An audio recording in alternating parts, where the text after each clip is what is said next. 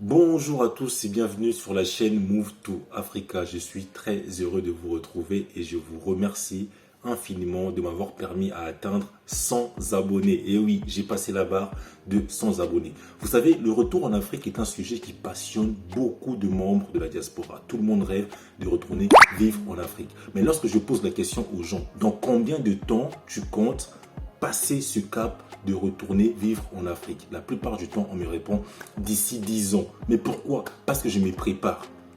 Donc depuis que tu es en France, depuis que tu as ce projet de retourner en Afrique, tu passes ton temps à te préparer.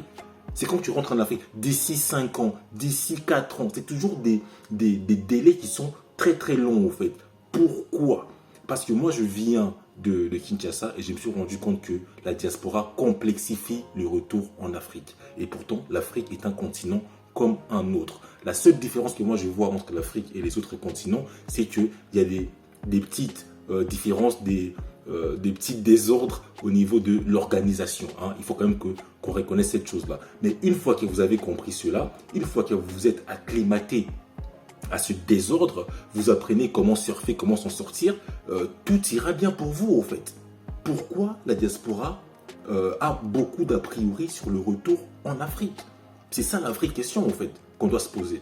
J'ai assisté à une soirée Diaspat qui est organisée par deux jeunes dames. Tous les mois, en fait, ils rassemblent les membres qui vivaient jadis dans la diaspora pour boire un pot ou manger dans un restaurant. Et j'ai été surpris, agréablement, durant cette soirée-là. En parlant avec les personnes qui étaient présentes, je me suis rendu compte que parfois, il suffit juste de prendre une décision pour retourner vivre en Afrique. Il y avait des personnes qui étaient en Afrique depuis 6 ans, d'autres depuis 2 ans. Il y avait des points de vue très différents entre les personnes qui venaient à peine de retourner en Afrique et les personnes qui y vivaient depuis un certain temps.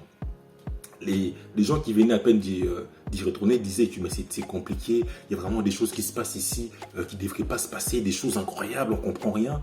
Et les personnes qui étaient en Afrique depuis 6 ans, 20 ans, ils disaient laissez-vous le temps de voir en fait.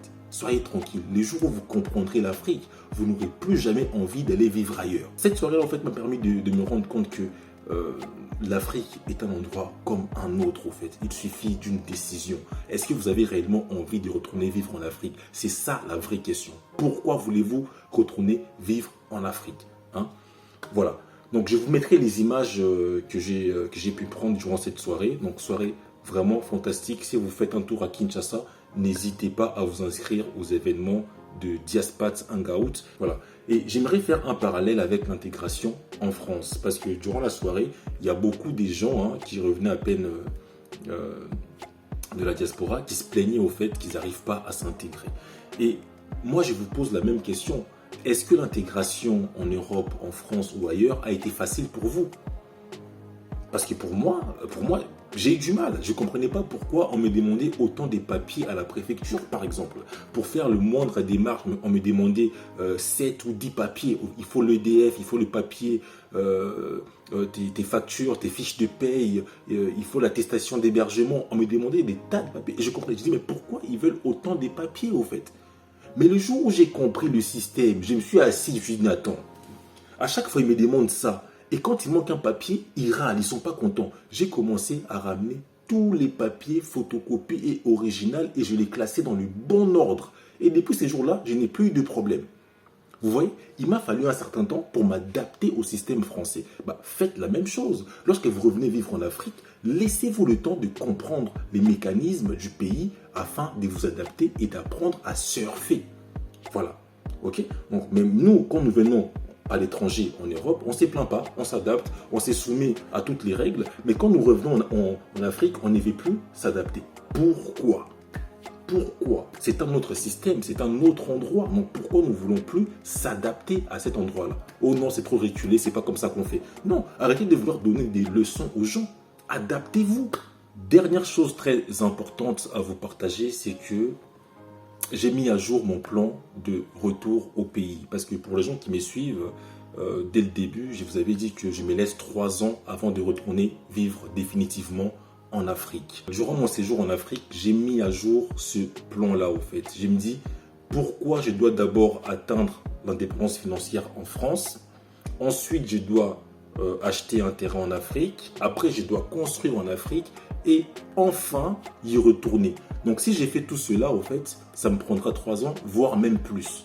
Mais imaginez maintenant un Français blanc qui vit en Côte d'Ivoire, par exemple, et qui aimerait retourner vivre en France, qui est chez lui. Est-ce qu'il va se mettre à faire ces plans-là? Ah non, moi, avant de retourner vivre en France, je dois d'abord m'acheter un terrain, je dois d'abord construire. Non, il va prendre son billet, il rentre en France, tranquille, il loue son appartement.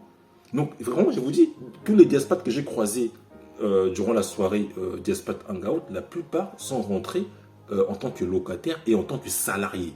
Je ne pense pas que je vais rester encore en Europe 3 ans. Donc, si Dieu me prête vie, fin 2023, je serai déjà en Afrique. Donc, voilà. Donc, je rentrerai en tant que salarié. J'ai commencé déjà mes tests.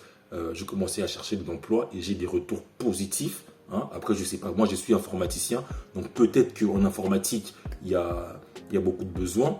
Mais j'ai été très surpris de me rendre compte qu'en Afrique, il y a de l'emploi. Je rentrerai en Afrique en tant que salarié et j'atteindrai l'indépendance financière une fois en Afrique.